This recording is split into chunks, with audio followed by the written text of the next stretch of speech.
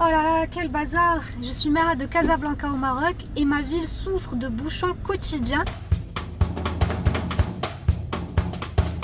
Les feux de circulation nous bloquent tous les 15 mètres alors qu'aucune voiture passe dans l'autre sens et c'est vraiment frustrant.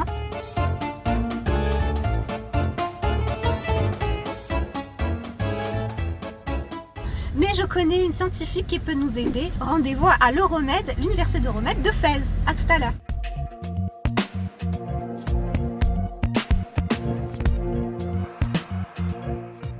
Mes travaux de recherche, j'estime qu'ultimement devraient mener à une ville plus intelligente, une ville connectée, une intelligence artificielle qui aide le citoyen, qui améliore son bien-être au quotidien. C'est dans cette école dédiée à l'intelligence artificielle, la première du continent africain, que travaille Maha Gmira, professeure et chercheuse spécialisée dans la mobilité urbaine.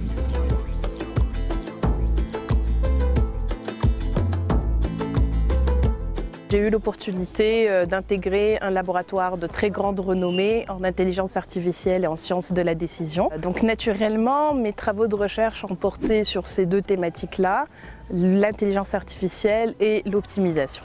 Commençons par le commencement. L'intelligence artificielle, c'est quoi? En termes simples, ce sont des algorithmes.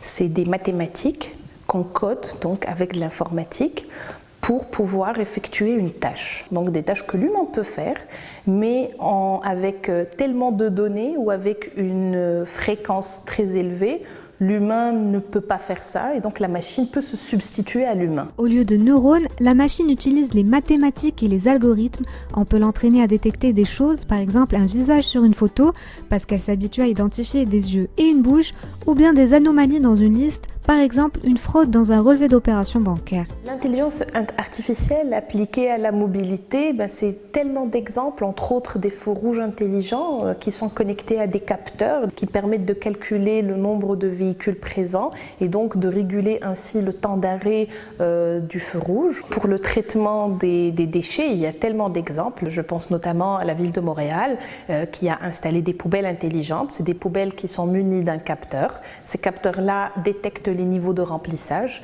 et avisent une centrale qui s'occupe de décharger ces poubelles-là.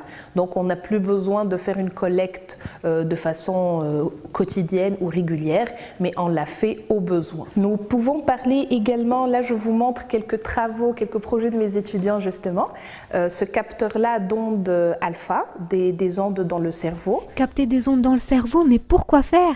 Pour les surveiller. Si l'amplitude des ondes alpha diminue, ça signifie que le motard est en train de s'endormir.